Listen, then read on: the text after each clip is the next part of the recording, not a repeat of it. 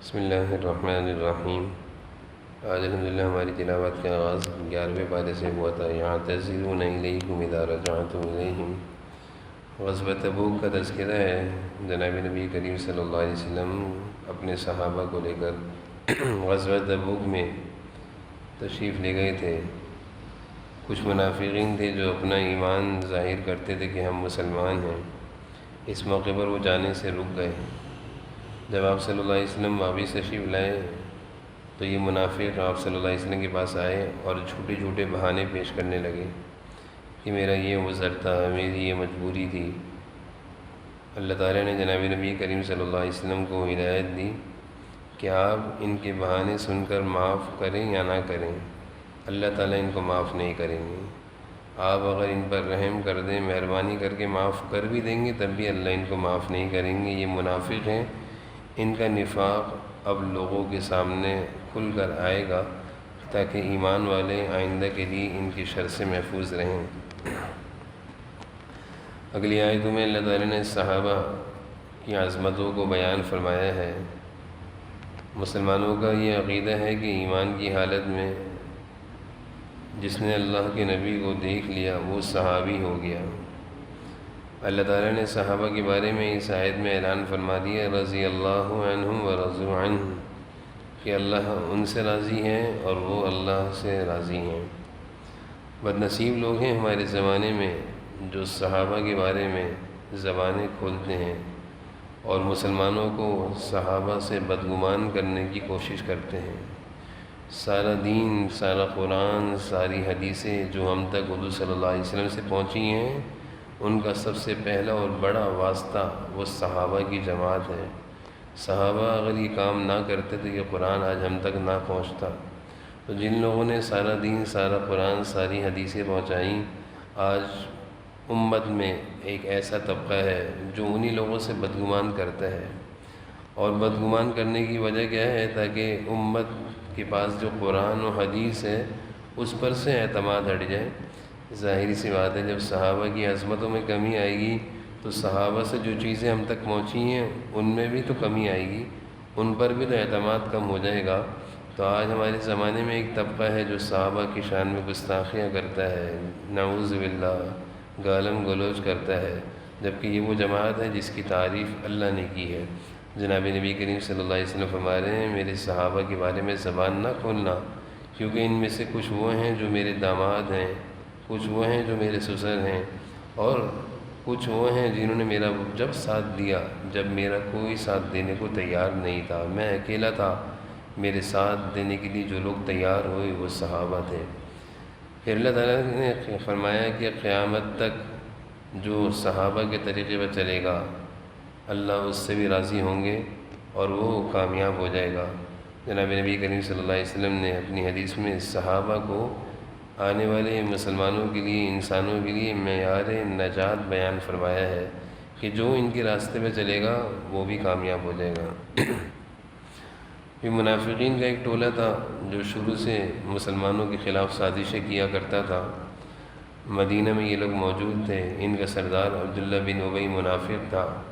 انہوں نے ایک مسجد کی تعمیر کی، مسجد نبوی کے قریب میں، اور اس مسجد کی تعمیر کا مقصد یہ تھا کہ وہاں رہ کر مسلمانوں کے خلاف سازشیں کریں گے، اور مسلمانوں پر یہ بات ظاہر نہ کری۔ جب مسجد کی تعمیر ہو گئی تو حضور صلی اللہ علیہ وسلم کی خدمت میں حاضر ہوئے اور کہنے لگے ہم نے ایک مسجد اللہ کا گھر بنایا ہے، آپ اس کا افتتاح کر دیں۔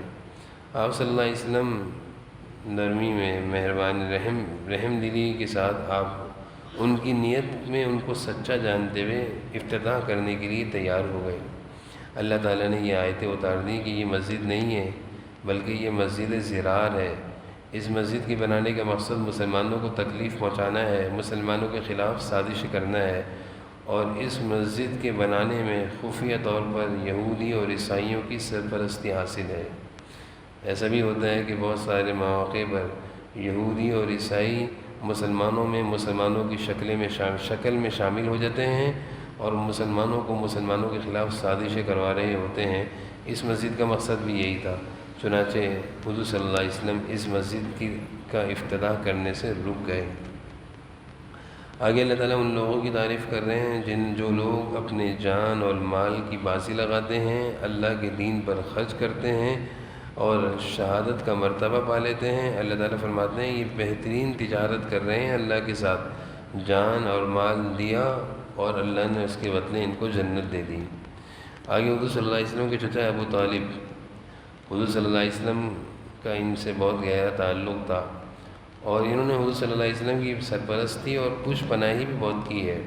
مشرکین حضور صلی اللہ علیہ وسلم کے خلاف دشمنی پر اتر آئے تھے، نقصان پہنچانا چاہتے تھے، ابو طالب دیوار بن کے کھڑے ہو جاتے تھے کہ میرے ہوتے ہوئے میرے بھتیجے کو کوئی کچھ نہیں کہہ سکتا۔ جناب نبی کریم صلی اللہ علیہ وسلم کی پوری کوشش تھی کہ کسی طرح میری چچا ایمان لے آئیں۔ موت کا وقت تھا، آخری گھڑیاں چل رہی تھیں، حضور صلی اللہ علیہ وسلم بہت امید سے ان کے پاس گئے۔ جب ان کے گھر میں کمرے میں داخل ہوئے تو ابو جہل بدبخت پہلے سے وہاں بیٹھا ہوا تھا، اور آپ صلی اللہ علیہ وسلم نے جب ابو جہل کو دیکھا تو آپ تھوڑے سے پریشان سے ہوئے، اور پھر اس کے بعد آپ نے چچا سے کہا چچا زندگی کے آخری لمحات ہیں، میرے کان میں کلمہ پڑھ دیں، میں اللہ کے سامنے آپ کے ایمان کی گواہی دے دوں گا۔ ابو جہل ایک دم بول پڑا، اے ابو طالب اپنے باپ دادا کے دین پہ مرو گے یا کسی نئے دین پہ مرو گے؟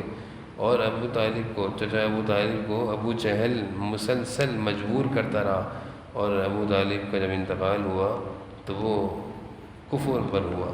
آپ صلی اللہ علیہ وسلم بہت پریشان مایوس ہو کر وہاں سے واپس آئے، اور آپ یہ الفاظ کہہ رہے تھے کہ میں ابو طالب اپنے چچا کے لیے مسلسل استغفار کرتا رہوں گا جب تک کہ اللہ تعالیٰ نہ روکیں۔ یہ اللہ تعالیٰ نے قرآن کریم کی آیتیں اتار دیں، ما کان للنبی والذین آمنوا ان یستغفروا للمشرکین، کسی ایمان والے کے لیے اس بات کی اجازت نہیں ہے کہ وہ کسی کافر کے لیے استغفار کرے، مغفرت کرے، یعنی کسی مسلمان کے لیے کسی کافر کے جنازے میں، کسی قادیانی، اہل تشیع، اس طرح کے لوگوں کے جنازے میں شامل ہونا اور دعائیں مغفرت کرنا، قبر پہ کھڑے ہو کر دعاؤں کے لیے ہاتھ اٹھانا، اس کی اجازت نہیں ہے۔ اللہ تعالیٰ نے اس آیت میں واضح طور پر اہل ایمان کو یہ بات سمجھا دی ہے۔ پھر آگے اللہ تعالیٰ اہل ایمان سے کہہ رہے ہیں یا ایھا الذین آمنوا اتقوا اللہ، اے ایمان والو نیک لوگوں کے ساتھ اٹھا بیٹھا کرو، نیک مجلسوں میں، نیک لوگوں کی صحبت میں رہا کرو۔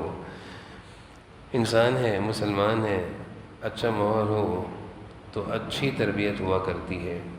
ایک زمانہ تھا کہ مسلمان اپنے گھروں کو بنانے سے پہلے یہ سوچا کرتے تھے کہ مسجد سے غیر قریب لیں گے تاکہ مسجد کی اذان کی آواز گھروں میں آئے گی، بچے نمازوں کو مسجد جایا کریں گے، اچھی تربیت ہوگی۔ اور آج کا دور یہ ہے کہ گھر لینے سے پہلے دیکھتے ہیں کہ مسجد سے دور ہو کہ کہیں ایسا نہ ہو فجر کی اذان کی آواز سے ہماری نیندیں خراب نہ ہو جائیں۔ مسلمانوں کا مزاج ایسا تھا کہ وہ اپنے ایمان کی پہلے فکر کیا کرتے تھے، نیندوں کی فکر بعد میں کیا کرتے تھے۔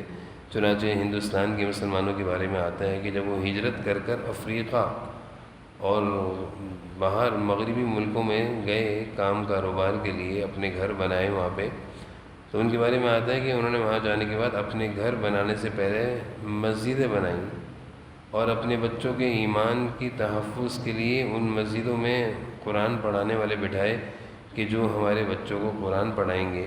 آج وہ مسلمان جو ہندوستان سے افریقہ اور دوسرے ملکوں میں گئے تھے، آج ان کی نسلیں بھی ایمان والی ہیں اور ان کی نسلوں میں بھی قرآن کریم کی تعلیم آج بھی زندہ ہے۔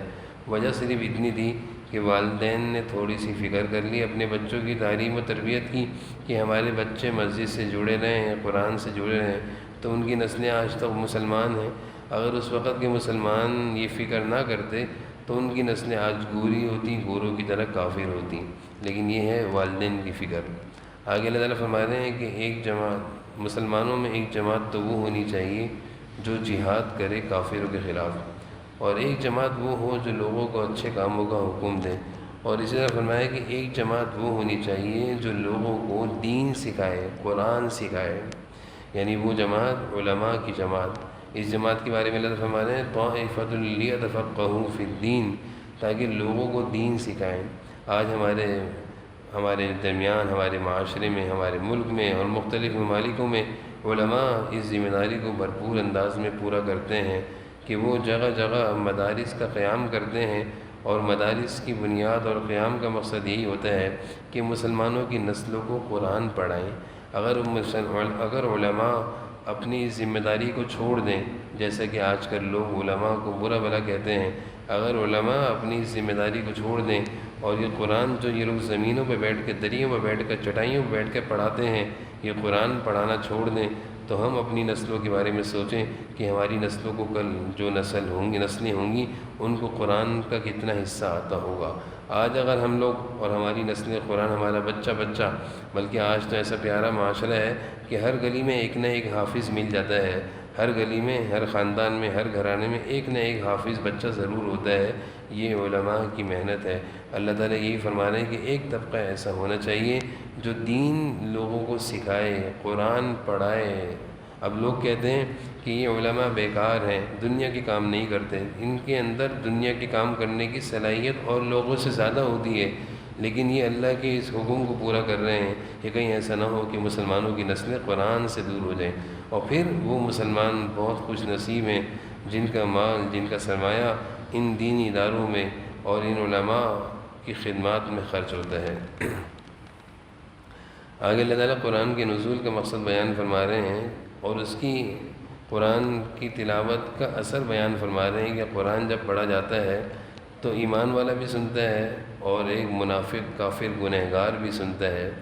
ایمان والا جب قرآن سنتا ہے تو زیادت ہو حاضی ایمانا، اس کا ایمان زیادہ ہوتا ہے، اس کی آنکھیں بہہ جاتی ہیں، اس کے دل میں اللہ کی محبت آ جاتی ہے۔ اور ایک کافر، منافق، گنہگار، دین کا متنفر، چاہے وہ مسلمان ہو، وہ جب قرآن سنتا ہے تو اس کے دل میں مزید نفرت ہی بڑھتی ہے، ایمان نہیں بڑھتا۔ تو یہ صرف کافر نہیں بلکہ بہت سارے مسلمانوں کی دلوں کی حالت بھی یہ ہے کہ دین اور اہل دین اور علماء دین اور قرآن سے نفرت اس درجے کی ہے کہ جب وہ قرآن سنتے ہیں تو ان کے دلوں میں نرمی نہیں بلکہ اور بغض و عناد جنم لیتا ہے۔ آگے اللہ تعالیٰ قرآن کی عظمت اور اس بات کو بیان فرما رہے ہیں کہ کافروں کو اس بات پر تعجب ہو رہا ہے کہ یہ قرآن حضور اکرم صلی اللہ علیہ وسلم پر کیوں اترا ہے۔ اللہ تعالیٰ فرما رہے ہیں جس طرح آپ صلی اللہ علیہ وسلم پر اترا ہے اس سے پہلے بھی انبیاء علیہ السلام پر آسمانی کتابیں اتری ہیں۔ پھر آگے فرمایا کہ جو لوگ آخرت پر ایمان نہیں لاتے، یعنی جو لوگ دنیا کی زندگی میں مگن ہیں، مست ہیں، کھانے پینے، کام کاروبار میں، رضو بالحیات الدنیا، بس دنیا کی زندگی پر راضی ہیں، وطمئنوا بہا، اور بڑے مطمئن ہیں، ان کی زندگی سے ایسا لگتا ہے جیسے انہوں نے مرنا بھی نہیں ہے، جیسے انہوں نے دنیا کو چھوڑنا نہیں ہے، جیسے انہوں نے قبر میں جانا نہیں ہے، ہمیشہ یہ دنیا میں لگے رہیں گے۔ اللہ تعالیٰ فرما رہے ہیں یہ لوگ، ان کا ٹھکانہ جہنم ہوگا۔ غفلت کی زندگی انسان کو جہنم میں پہنچا دیتی ہے۔ کافر تو جہنم میں جائے گا، لیکن جو ایمان والا غفلت کی زندگی گزارتا ہوگا اور اپنی دنیاوی زندگی پر بڑے مزہ اور بڑا مطمئن ہوگا اور وہ آخرت سے غافل ہوگا، نہ اس کے پاس نماز کا ٹائم، نہ اس کے پاس قرآن کی تلاوت کا ٹائم، نہ اس کے پاس کچھ فکر آخرت کا ٹائم، اور وہ دنیا میں مگن ہے۔ اللہ کہہ رہے ہیں اولئک مأواہم النار، اس کا ٹھکانہ جہنم ہوگا جس طرح کافروں کا ٹھکانہ جہنم ہے۔ آگے اللہ تعالیٰ فرما رہے ہیں کہ دنیا کی زندگی کی مثال ایسی ہے جیسے ایک چھوٹا سا پودا ہوتا ہے، وہ زمین سے اگتا ہے، پھر وہ پودا ہرا بھرا ہوتا ہے اور پھر اس سے پھل نکلتے ہیں، پھر اس کے بعد وہ پودا، وہ گھاس بھوسا بن جاتی ہے، یعنی آخری انجام بھوسا اور ختم ہو جاتا ہے پودا۔ اسی طرح دنیا کی زندگی کو اللہ سمجھا رہے ہیں کہ بچہ ہوتا ہے، پھر جوان ہوتا ہے اور پھر بڑھاپے پہ آ کر زندگی ختم ہو جاتی ہے۔ پھر آگے اللہ تعالیٰ فرما رہے ہیں واللہ یدعو الی دار السلام، اللہ تعالیٰ تم لوگوں کو سلامتی کی طرف بلاتے ہیں، جنت کی طرف بلاتے ہیں۔ اولئک اصحاب الجنہ ہم فیہا خالدون، جنت والے بن جاؤ، جنت والے اعمال اختیار کرو، برائی کے کاموں سے، جہنم میں لے جانے والے کاموں سے اپنے آپ کو بچاؤ۔ پھر آگے اللہ تعالیٰ فرما رہے ہیں کہ یہ قرآن اللہ کی کتاب ہے۔ بہت سارے مشرک اللہ کی کتاب پر اعتراض کرتے ہیں اور کہتے ہیں یہ اللہ کی کتاب کیوں ہے، کیسے ہے؟ تو اللہ تعالیٰ فرما رہے ہیں کہ حضور صلی اللہ علیہ وسلم تمہارے درمیان رہتے ہیں، اگر یہ خود اس کتاب کو بنا سکتے تو تم بھی تو عربی دان ہو، تم بنا کر دکھا دو۔ یہ کتاب کسی کے بس میں نہیں کہ وہ خود تیار کرے، ایک صورت بھی نہیں بنا سکتے تم لوگ، یہ اللہ کی طرف سے آسمانوں سے نازل کردہ کتاب ہے۔ پھر اسی قرآن کے بارے میں اللہ فرما رہے ہیں یا ایھا الناس قد جاءتکم موعظۃ من ربکم وشفاء، اے ایمان والو، اے لوگو، یہ قرآن تمہارے رب کی طرف سے نصیحت ہے، نصیحت کا پیغام ہے، زندگی گزارنے کے طریقے ہیں۔ اور فرمایا وشفا، اور اس قرآن میں تم لوگوں کے لیے شفا ہے، جسمانی شفا بھی ہے، روحانی شفا بھی ہے۔ دل کی بیماریاں، مال کی محبت، دنیا کی محبت اس قرآن کی تلاوت سے ختم ہوتی ہے، اور اسی طرح جسمانی بیماریاں جس پر ہم دوائیاں کھاتے ہیں وہ بھی اس قرآن کی تلاوت سے، پانی دم کرنے سے شفا ملتی ہے۔ قرآن کریم کی سورہ فاتحہ کے بارے میں ایک نام ہے سورۃ الشفا، یعنی بیمار پر یہ سورت پڑھ کر دم کر دی جائے تو وہ شفا یاب ہو جاتا ہے۔ عقیدے اور یقین کی بات ہوتی ہے، جس قدر اللہ کی اس کتاب پر یقین ہوگا کہ اس کو پڑھوں گا تو میں ٹھیک ہو جاؤں گا، اللہ تعالیٰ ایسے ہی اس کے ساتھ معاملہ کریں گے، اور جس قدر ڈاکٹروں کی دوائی پر یقین ہوگا تو اس کے ساتھ معاملہ پھر وہی ہوگا۔ بعض لوگوں کا یقین یہ ہوتا ہے کہ دوائی جب تک لیں گے نہیں ٹھیک ہوں گے نہیں، چاہے پورا قرآن ان پر دم کر دیا جائے۔ اور بعض لوگوں کا یقین اور عقیدہ یہ ہوتا ہے کہ پہلے اللہ کے کلام سے شفا لوں گا، بعد میں دوائی لوں گا۔ اللہ تعالیٰ فرمانے وشفاء لما فی الصدور۔ آگے اللہ تعالیٰ اللہ کے نیک بندوں کی حالت بیان فرما رہے ہیں، الا ان اولیاء اللہ، جو دنیا میں اللہ کے بن کر زندگی گزارتے ہیں، لا خوف علیہم ولا هم یحزنون، کل قیامت کے دن ان کو نہ کوئی ڈر ہوگا نہ کوئی غم ہوگا، بلکہ بڑے مطمئن ہوں گے۔ آگے حضرت انبیاء علیہ السلام کا تذکرہ ہے، حضرت نوح علیہ السلام کا تذکرہ ہے، اپنی قوم کو سمجھاتے رہے، قوم ماننے کو تیار نہیں تھی۔ اس کے بعد حضرت موسیٰ علیہ السلام کا تذکرہ ہے، اور پھر فرعون سے مقابلہ اور مکالمہ ہے، فرعون حضرت موسیٰ علیہ السلام کے مقابلے پر آیا، اس کا تذکرہ تفصیل سے اللہ تعالیٰ نے بیان فرمایا۔ اس کے بعد حضرت یونس علیہ السلام کی قوم کا تذکرہ ہے، حضرت یونس علیہ السلام اپنی قوم کو سمجھاتے رہے اور عذاب کے آنے کی نشانیاں اور علامتیں بتا دیں کہ اگر تم اللہ کی بات نہیں مانو گے، اللہ پر ایمان نہیں لاؤ گے تو دیکھو عذاب آئے گا، آسمانوں سے پتھر برسیں گے، آندھی آئیں گی، ہوائیں چلیں گی، زمین ہلے گی، زلزلے آئیں گے۔ قوم ماننے کو تیار نہیں تھی۔ جیسے ہی عذاب کے آثار انہوں نے دیکھے کہ آسمان پر اندھیرا چھانے لگ گیا اور اب بادل برسیں گے اور عذاب ہلاکتیں اتریں گی، ساری قوم، بچے، بوڑھے، جوان، مرد و خواتین سبھی جلدی سے ایک کھلے میدان میں آ گئے اور سب نے اللہ کے سامنے معافیاں اور رونا دھونا شروع کر دیا۔ وہ عذاب جو بالکل تیار تھا، آتا ہوا تھا، اللہ تعالی نے وہ عذاب ٹال دیا۔ اللہ فرما رہے لما آمنوا کشفنا عنہم عذاب الخزي، جب وہ لوگ صدقے دل سے توبہ کر کے ایمان قبول کیا، ہم نے ان پر سے عذاب کو ٹال دیا۔ آگے سورہ ہود ہے، 12ویں پارے کا آغاز ہے۔ اس پارے کے آغاز میں اللہ تعالی نے معیشت کے مسئلے کو سمجھایا ہے کہ آج کا انسان سب سے زیادہ پریشان ہے روزی روزگار کے معاملے میں، اور بعض دفعہ وہ روزی روزگار کے حصول کے لیے اپنے بچوں کو ایسی جگہوں پر ہم بھیجتے ہیں تعلیم کے لیے، جاب، نوکریوں کے لیے، جہاں پہ ان کا ایمان بھی محفوظ نہیں رہتا۔ کتنے سارے ایسے بچے ہیں جو اچھی تعلیم اور اچھی نوکری کے لیے دوسرے ملکوں میں گئے تھے، جب وہ واپس آئے تو وہ دہریے بن کر آئے۔ وہ کہنے لگے یہ قبر کیا ہے، یہ فرشتہ کیا ہے، فرشتے کیا ہوتے ہیں، یہ قبر کا عذاب کیا ہوتا ہے۔ یعنی وہ بچے جو مسلمانوں کے گھروں میں پیدا ہوئے تھے، صرف دوسرے ملکوں میں پڑھنے کے لیے، نوکری کے لیے گئے تھے، جب واپس آئے تو وہ بنیادی چیزیں جو ایمان کے لیے لازمی ہیں ان کا انکار کر رہے ہیں۔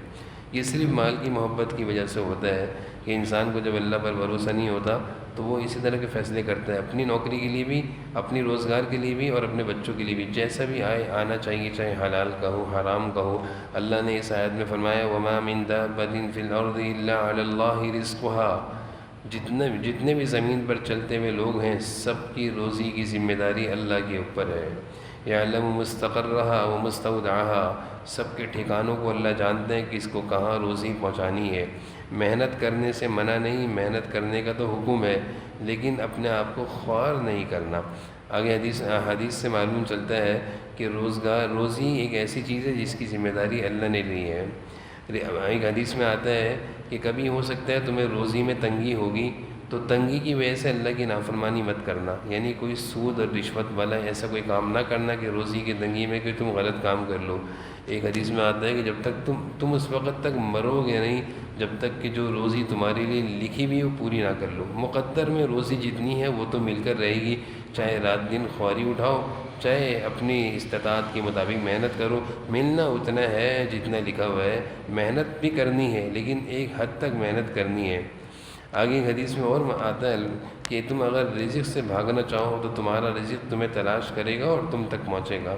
اس لیے ان معاملات میں روزی روزگار کے معاملے میں اللہ پر بھروسہ کرنا چاہیے، اپنی کوشش سے محنت ضرور کرنی چاہیے، لیکن اپنے آپ کو خوار نہیں کرنا چاہیے اور زندگی کے بارے میں کوئی غلط فیصلے نہیں کرنے چاہیے۔ آگے حضرت نوح علیہ السلام کی قوم کا تفصیل سے تذکرہ ہے۔ جب قوم ان کی بات 950 سال کی دعوت میں ان کی بات قبول نہ کری، حضرت نوح علیہ السلام کو قوم کہنے لگی، اے نوح ہم سے زیادہ جھگڑے مت کرو، یا نوح قد جادلتنا، ہم سے جھگڑے مت کرو، جس عذاب سے تم ڈراتے ہو نا وہ عذاب لے آؤ، ہمیں ڈراؤ مت۔ اتنا قوم جری ہو گئی تھی۔ حضرت نوح علیہ السلام نے اللہ سے کہہ دیا، انما یأتیکم بہ اللہ ان شاء، اے اللہ یہ تو میں ان کے سامنے عاجز آ گیا ہوں، 950 سال 1000 سال میں ان کو سمجھاتا رہا، اب یہ مجھے کہہ رہے ہیں جس عذاب سے تم 950 سال سے ڈرا رہے ہو نا وہ عذاب لے کر آ جاؤ۔ اللہ نے حضرت نوح علیہ السلام کو کہا آپ ایک کام کریں، کشتی بنائیں، کشتی تیار کریں۔ حضرت نوح علیہ السلام نے زمین پر کشتی تیار کرنا شروع کری۔ ساری قوم آتے جاتے حضرت نوح علیہ السلام کا مذاق اڑاتی کہ زمین پر بھی کوئی کشتی چلا کرتی ہے، تم زمین پر کشتی تیار کر رہے ہو۔ حضرت نوح علیہ السلام کو اللہ کی طرف سے حکم تھا خاموشی سے اپنا کام کرتے رہیں، جب کشتی تیار ہو جائے تو آپ اور آپ کے جو ماننے والے ہیں ان کو لے کر کشتی میں سوار ہو جائیے گا۔ حضرت نوح علیہ السلام نے اللہ کے حکم کے مطابق کشتی تیار کری اور جو ایمان والے تھے ان کو اس کشتی میں سوار کیا، باقی لوگ مذاق ہی اڑاتے رہے۔ اللہ کی طرف سے عذاب آ گیا، عذاب کی شکل میں آیا کہ آسمانوں سے بھی پانی برسا اور زمین سے بھی پانی ابلا، زمین پر جو تندور تھے روٹی کے ان سے بھی پانی نکلا، یعنی ہر جگہ سے زمین سے پانی نکل رہا تھا، اور پانی نکلتا نکلتا وہ پوری زمین جو خشک تھی جس پر کشتی بناتے ہوئے وہ ہنس رہے تھے، اب وہ کشتی میں بیٹھے ہوئے لوگ کشتی میں محفوظ ہیں اور باقی لوگ ڈوب رہے ہیں۔ ابھی عذاب کا سلسلہ شروع ہونے والا تھا، حضرت نوح علیہ السلام اپنے ماننے والوں کو کشتی میں لے کر سوار ہو گئے۔ اپنے بیٹے کو دیکھا، وہ ایمان والا نہیں تھا۔ حضرت نوح علیہ السلام کے بیٹوں میں ایک بیٹا ایمان نہیں لایا تھا۔ حضرت نوح علیہ السلام نے اس کو آواز دی، یا بنی ارکب معنا، بیٹا تھا، شفقت ہوتی ہے، انسان کی کوشش ہوتی ہے کہ بیٹا کسی طرح بچ جائے۔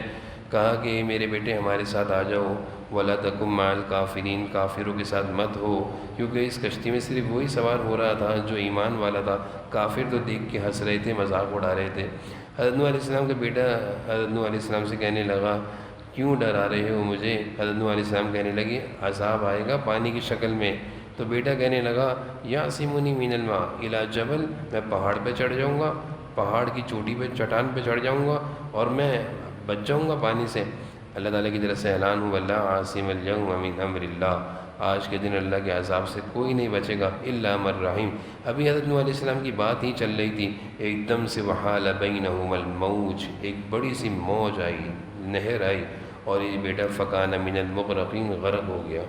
حضرت نوح علیہ السلام بیٹے کی محبت میں اللہ سے کہنے لگے، ان ابنی من اہلی، اے اللہ یہ تو میرا بیٹا تھا، یہ تو میرے گھر میں سے تھا، میری اولاد میں سے تھا۔ اللہ نے جواب دیا، انہ لیس من اہلک، یہ آپ کا بیٹا نہیں تھا، آپ کا بیٹا، آپ کا گھر والا، آپ کی اولاد والا تو وہ ہوگا جو نیک ہوگا، جو نیک نہیں، جو ایمان والا نہیں، وہ آپ کا نہیں۔ اللہ تعالیٰ ہم سب کو